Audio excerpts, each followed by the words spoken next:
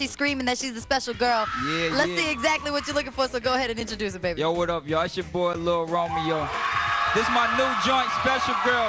Check it out. It's crazy. Bananas. We got the future of music right here. I love my fans. You know, I had to do the little grown and sexy thing. So, vote this #1 is all love.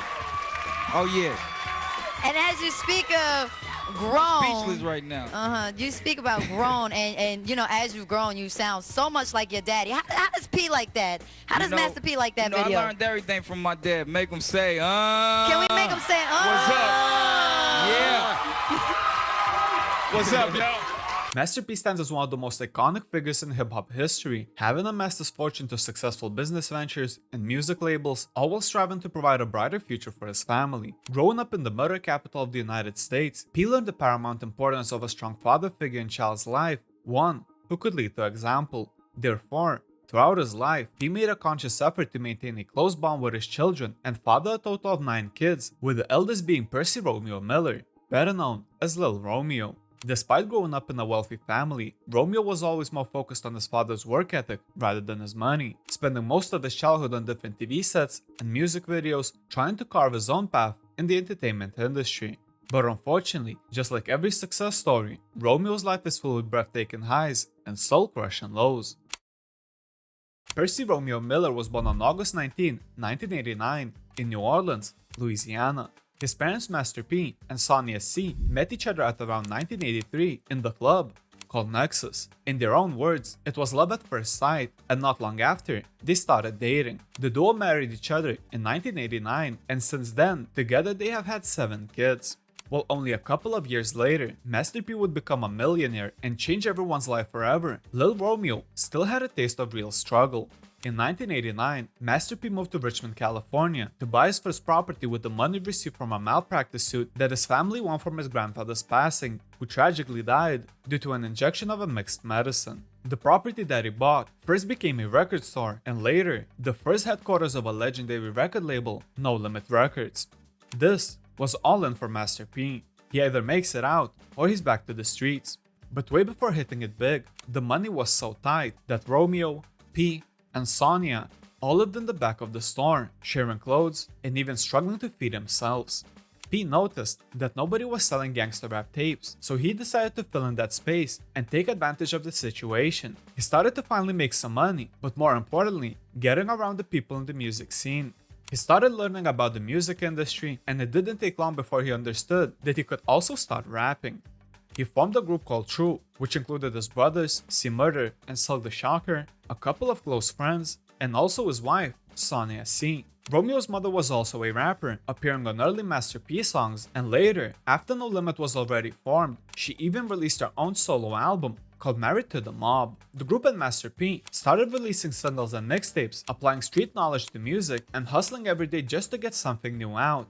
But unfortunately, people at the time weren't having it. In Richmond, people didn't show respect to Master P. They didn't like his style and even considered his music and accent sounding a little bit country. With his music dream in the making, the record store helped to keep the lights on, but Romeo, P, and Sonia still lived in a poor and rough neighborhood, struggling to make ends meet. They moved from city to city, chasing the dream of one day owning a major record label with the hopes of it being No Limit. Romeo remembers this constant moving as one of the most impactful moments in his life, because even though his family later became multi-millionaires, he remembers playing in the streets of Calliope, where murder was an everyday thing, and hiding from cars driving by while he was playing basketball, just in case of a shootout or a drive-by. Thankfully, some success started heading P's way, and in 1993, he linked up with Tupac, and in August, Pac offered P to become an opening act for a show at Metropolis in Cleveland. This was major for P. It was the first time he performed as an opener to a well-established rapper at the time, helping him to put his name out.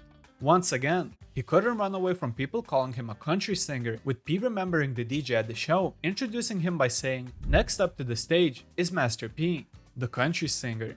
While the crowd was rough, for somebody who had close to 0 fans at the time, P saw one guy who was having a lot of fun, bouncing back and forth. He said to himself, "I'm going to turn that one fan into millions." He closed his record shop and started driving around California and other states, selling his tapes from the trunk of his car and applying drug dealing principles to music. Eventually, he made his way into Houston and linked up with Rap-A-Lot Records founder, Jay Prince. He saw in him everything that he wanted to be, a black man in America, owning a company, and actually making real money. They started talking and P asked Prince, "What do you do?" He responded, "I'm a record executive. I have a deal with Priority Records." From that moment, J Prince was like a role model to P, and he understood that the only real way out was to put all of this time into forming a record label, No Limit Records. He took up business classes, started to learn from St. Charles, who was an independent distributor in the Bay Area, with P often referring to meeting him as a pivotal moment in his career, as he gave him the game and showed him how to really make money. And P also formed the team by signing Tobin Costin as a manager and a business partner. Now, the only part left was to finally get a big project that would capture the attention of fans nationwide. On May 24, 1994, Master P released his third studio album called Ghetto's Trying to Kill Me, and in Romeo's words, "This was the first time I realized my dad is a rapper." The album was a hit, selling more than 200,000 copies and finally establishing Master P as a force to be reckoned with. The main single, The Ghetto's Trying to Kill Me music video, features Master P, his brother Silk, his wife Sonia, and also Lil Romeo. The album managed to put No Limit and Master P on the map, and after he returned to New Orleans to sign some of the local talents like Mia X, Mystical, Mr. Sermon, and Cain and Abel, it helped No Limit to land a distribution deal with Priority Records, changing everyone's life for years to come, including Lil Romeo. While his father was now a huge hip-hop superstar, growing up so poor let Romeo see both sides of the table, and with the right father figure, he was always more inspired by his father's hustle and work ethic rather than his money. His mindset was starting to show from an early age, and at the age of 5, Romeo wrote his first rap to his father, which led to him getting signed to No Limit subsidiary label, Soldier Music Entertainment. They spent a lot of time together, with Romeo watching him work and being inspired to reach the heights of his father on his own, despite their wealth. Just like his father, Lil Romeo was focused on two things: music and basketball. In a lot of interviews, Romeo reminisces about the early days when he used to hoop with his friends and family members, thinking about a possible career in sports. While basketball was his passion, so was entertainment, and with his father being a huge executive, it only made sense for him to also follow the same route.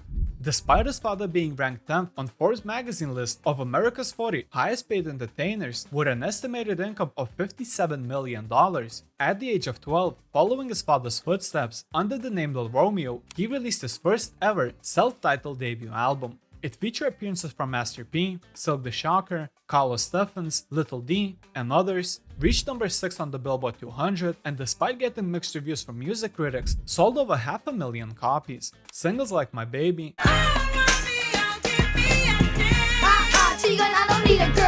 and The Girlies helped the album reach gold status and become a commercial success. The same year, he made his debut in acting by making a cameo appearance in Walt Disney Pictures' film Max Keeble's Big Move, and won 3 Billboard Music Awards, catapulting his career from the get-go. A year after his debut, he released his second studio album called Game Time. While the album spawned singles like True Love, which managed to reach number 16 on the Hot R&B Songs chart, the album only peaked at number 33 on the Billboard 200, failing to replicate the success of his debut. The first time I met you, I didn't sweat you.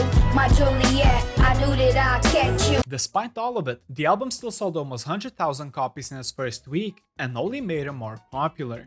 In 2003, Romeo continued to further his acting career by appearing in a dance film called Honey next to Jessica Alba and Mackie Pfeiffer, voicing himself in an episode of Static Shock called Romeo in the Mix, and scoring his own Nickelodeon show called Romeo. The show ran for 3 years and was a huge success. The whole plot of the show was that Romeo was in a band called Pieces of the Puzzle along with 3 of his siblings and also played basketball, while his father, who was played by none other than Master P himself, provided guidance for him, along with Romeo's stepmother and nanny. In other words, he was simply living his life. Unfortunately, while Romeo was achieving mainstream success, his uncle C. Murder was fighting for his life behind bars. To nobody's surprise, this was devastating for Romeo, but he couldn't do anything to help his case, and the only way to move forward was to work even harder and keep his faith. With the show hitting it big and reaching top of Nickelodeon charts, Lil Romeo decided to release his third album and possibly capitalize even more from the situation. On September 21st, 2004, Lil Romeo released an album called Romeo Land. The album featured once again his father, Lil D, and also Nick Cannon, who came to Romeo's house and recorded his verse there.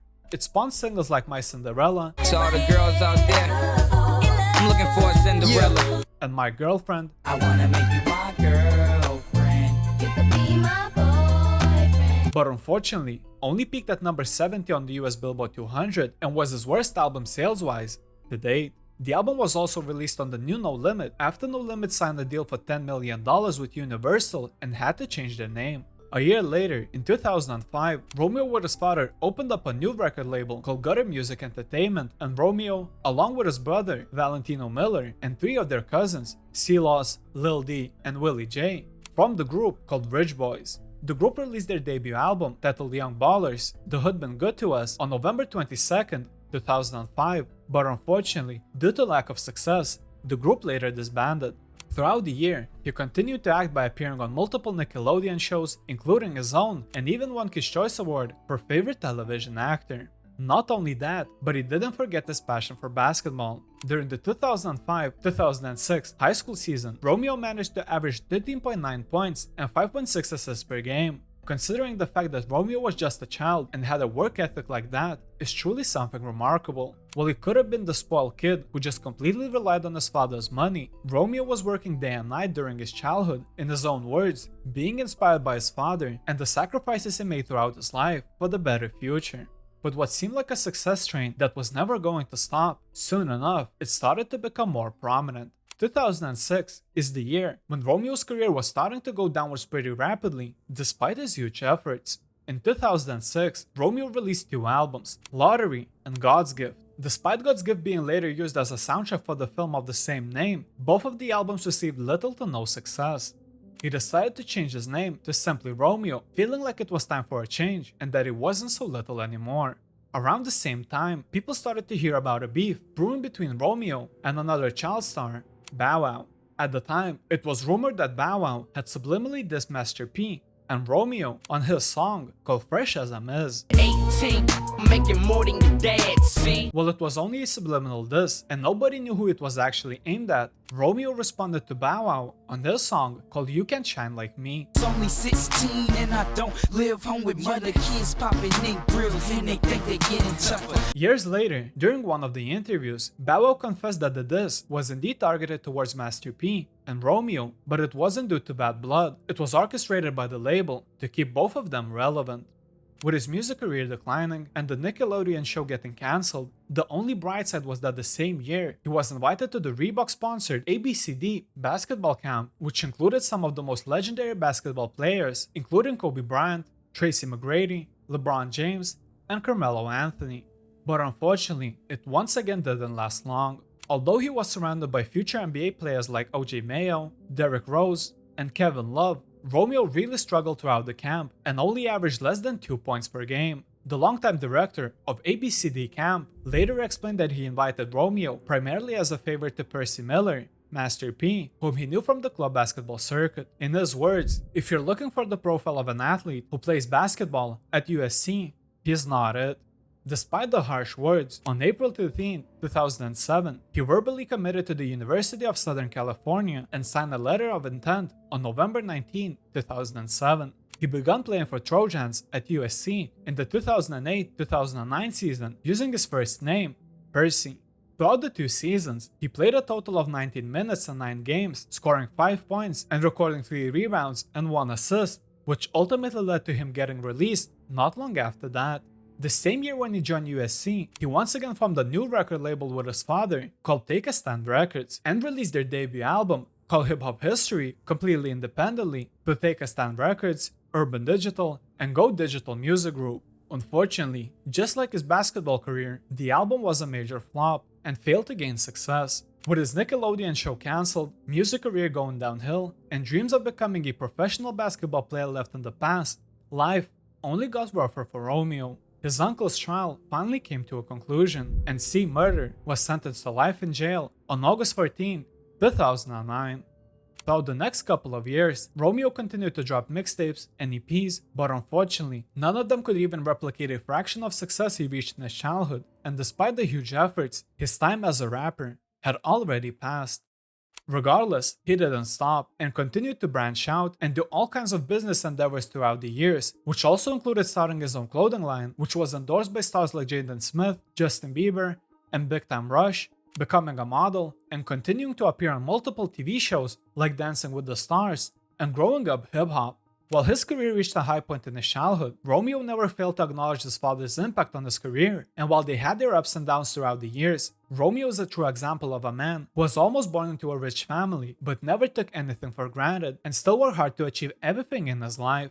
Master P did a phenomenal job of raising Romeo, showing everyone what a real father figure can do to a young kid. While he never fails to give flowers to his father, Romeo's work ethic and their father and son relationship are truly something remarkable that should serve as an example for generations to come.